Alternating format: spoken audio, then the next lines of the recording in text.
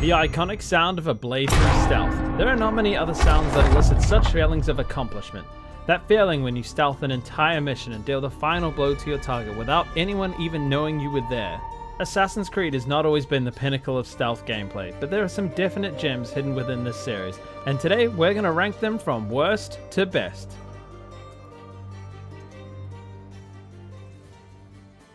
The worst stealth just has to go to Odyssey. I still don't know how I feel about this game as a whole. It's an emotional rollercoaster for me. It's why I made this video about loving and hating it. However, one thing I know I dislike about Odyssey is the stealth system. The biggest problems is the fact that you cannot one-hit stealth kill enemies. Even if you pour all of your ability points and upgrade materials into your stealth abilities and gear, there will always be a few captains or main villains you cannot one-hit kill, and honestly, that's really stupid. On my last playthrough, I built fully towards stealth and came up with minor ways to fix this problem. I would assassinate them with a hidden blade and then use my in-combat stealth damage move that did damage based on my stealth stats, and about 80% of the time that would kill them and not alert everyone else on the entire continent.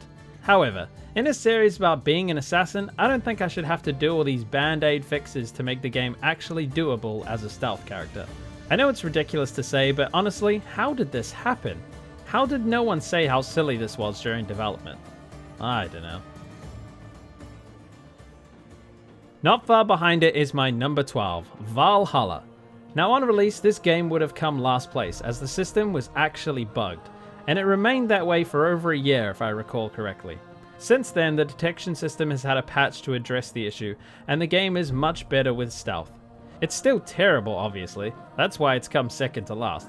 Valhalla is a Viking combat game, and stealth was just put in it to get older players to buy the game. The marketing boasted about improved stealth with the return of social stealth mechanics such as blending with crowds and sitting on benches. However, because of the world design and the scarcity of cities, you hardly ever had a chance to use any of these old mechanics. Valhalla was a giant map that was mostly open spaces or forests with a few towns and cities littered throughout. Even within cities, it was hard to find an opportunity to use the social blending. You also had to press and hold the button to do any of them, which really hurt the feeling and execution of these tactics. In the older games, it just worked. You could walk up to a bench or walk within a crowd. I don't understand how you can have it so right and make it so bad 11 years after you got it correct. Once spotted in Valhalla, everyone knows exactly where you are and it's near impossible to get back into stealth. It is after all a Viking game, so why would they want to stealth anyway? But that's kind of my point. Why is there a Viking Assassin's Creed game in the first place? All that aside, I played this game with the one-shot assassination switched on because why wouldn't you? I think it's insane how this is an option and not just the norm. But hey, maybe I'm just a boomer AC fan. It hurts to place a game I love so much so far down a ranking, but Origins is up next. Like Valhalla, the world of Origins is not really set up for stealth. However, it is a lot easier to be an assassin in this game, as the main structures that the main missions take place in are much better designed than Valhalla's spaced out nature areas. The large structures and buildings make great areas to stealth around in, and in conjunction with the tools Bayek has at his disposal, make for a decent stealth experience. Just like in Odyssey, you have to level up your hidden blade damage, but it is nowhere near as egregious as in Odyssey. And if you upgrade it occasionally, you manage to stay above the curb and can usually one-hit kill everything. I don't have much more to say other than it's just better than the two games that came after it. Somehow. Assassin's Creed, the original game from 2007, had an amazing stealth system for its time. The only thing keeping it this low in the rankings is that the series has evolved and changed so much since 2007 that I simply can't put it higher than any of the other games below it in the ranking. Assassin's Creed introduced the world to the iconic hidden blade and the other amazing stealth mechanics and ideas. Hiding in plain sight is a big deal in this game, which is well executed, being able to blend with monks, sit on benches, eavesdrop, and assassinate from haystacks, and also parkour around all the enemies. Altair is a very skilled assassin who knows exactly how to execute his prey and strike when the moment is right. I like how this game has a focus on investigations and finding out things about your enemies so as to improve your stealth and how you can deal with your target accordingly. This game gave birth to some of the coolest mechanics and story ideas in gaming, and for that I love it. I just can't rate it any higher, I'm afraid. I prefer some of the quicker and more stylish stealth that we got in later entries. Sorry to interrupt the video guys, but an astonishing 99% of my viewers are not subscribed. I'm trying to get to 25k subscribers before the end of June. I would really appreciate it if you could take 5 seconds just to hit that sub button for me and make my goal a reality. Thank you. Now back to the video. Connor from Assassin's Creed 3 has some of the best combat in the series, but the development time that went into making the combat superior had to come from somewhere, and I believe the stealth was not a huge focus for the development of this title. Unfortunately, the American Revolution doesn't really lend itself well to stealth either, with its large open battlefields, sparse cities, and wide open countryside, of a country that was so young and early in its development. Connor did have some very cool tools though, and the rope dart is a great addition to the franchise that I hope sees a return soon. Connor could pull his enemies stealthily up into the trees with a rope dart or jump down using his weight to launch them into the air, keeping them quiet as he tracked down his remaining enemies. This is also the first game to have bushes to hide in, which the game calls stalking zones. This was a new part of gameplay that helps push it above the entries earlier in the list. I just think the game's setting, story, and world don't do enough to facilitate stealth, and that's why I have to put it at number 9. Time for the pirate game. You wouldn't think a pirate could be stealthy, but Edward is pretty damn good. There are some pretty memorable missions that took us roaming through the jungle that heavily involve stealth. Just don't mention that silly sailing stealth mission. Ignoring the abundance of tailing missions, the stealth actually worked very well with the return of the aforementioned stalking zones from AC3. The poison blow dart was also a cool addition that switched up gameplay, allowing you to disable guards while you took out another that they were probably looking at. It was much easier to stay hidden in this game than previous games. You could do entire missions without being seen once, and that really made you feel like a badass. I also like that performing a hidden kill while in the stalking zone cannot get you spotted by other guards or enemies, which is a nice touch. A bit silly, but I still appreciate it as part of the game. Rogue has almost an identical stealth system to Black Flag. The only reason it places higher in my rankings is the missions themselves seem to focus more on stealth than in Black Flag. And that's all the description this entry is getting. But to be fair to myself, someone could have finished the entire campaign of Rogue during this. Ezio's first game and the beginning of my love for this series, stealth in AC2 is all about social stealth, blending with crowds, sitting on benches, and using all the new tools that weren't present in AC1. Courtesans were a very helpful addition to the game, which could get you through any checkpoint. Hire a group of these and watch them distract the guards, all while hiding Ezio at the same time. There are other factions such as warriors and thieves that can all be helpful, but nothing is more powerful than the allure of a female's bosom. The guards are basically Twitch stream donators. Ezio had an assortment of tools including throwing knives, smoke bombs, and the ability to throw money to draw a crowd and create a distraction. Also, eventually, Ezio gets a freaking gun! The hidden gun is one of the coolest things in a game ever and reminds me of a video I did on the coolest weapons in the series that I think you might enjoy, link in the description. You might think a gun is not very good for stealth, but it can be. Assassins can reveal themselves if the time is right, and sometimes if you think you can get a clean shot on your target, it saves a lot of effort and time, extra time where you could make a mistake and reveal yourself too early. The new 3-step detection system that was a large improvement over the original game system was great too, and allowed the player more information about their surroundings and enemies. One of my all-time favorite stories in any game ever is Revelations, but does the stealth hold up? Revelations is a game that doesn't really do much to improve on the stealth from Brotherhood, so that's why you'll find Brotherhood higher in this list even though Revelations came after it.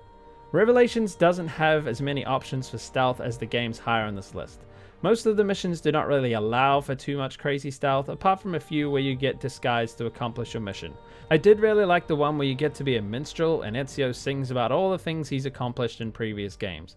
It's a very different mission from the usual things that we get up to, and I appreciate the variety a lot. I just think that other titles did it better.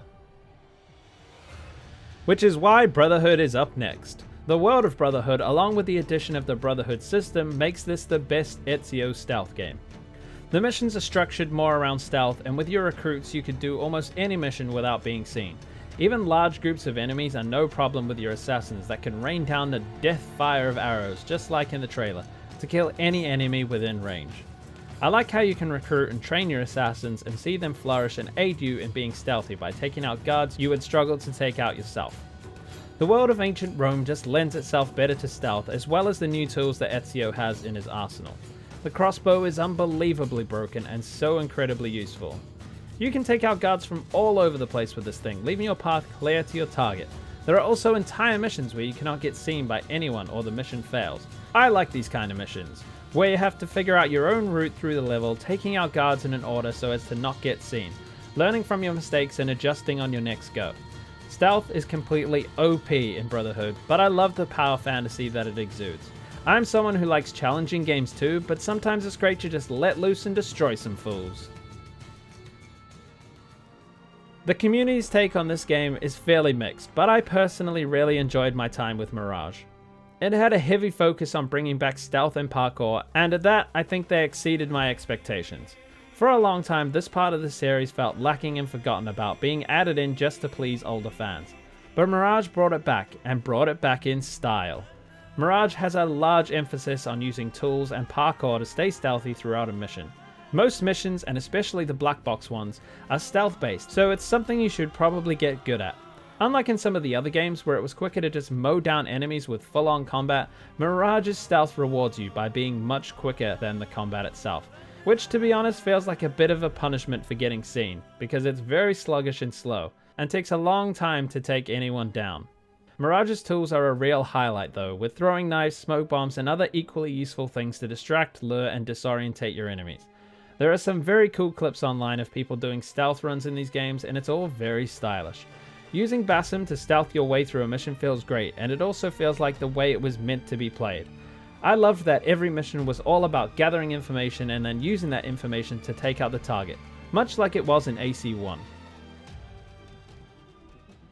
It was a hard choice to choose between the next two games, as I honestly preferred this game as a whole, but I had to put Unity in second place. The best thing about stealth for Unity was the addition of black box missions, which I think is some of the best parts of any of the Assassin's Creed games. It allowed you to play a mission any way you wanted, but you could also do certain things to get additional cutscenes or an even cooler assassination. Also, a revolutionary new tech developed within the secret chambers of Ubisoft had finally been released.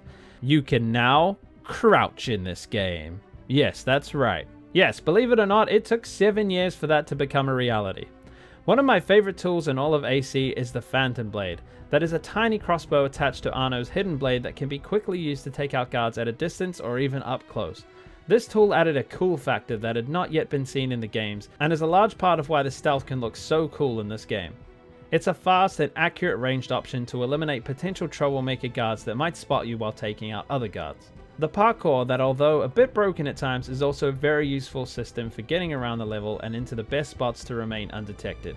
It helps too that this is the flashiest of all the AC games with very stylish animations. This is why Unity is used for all the amazing stealth videos you see online.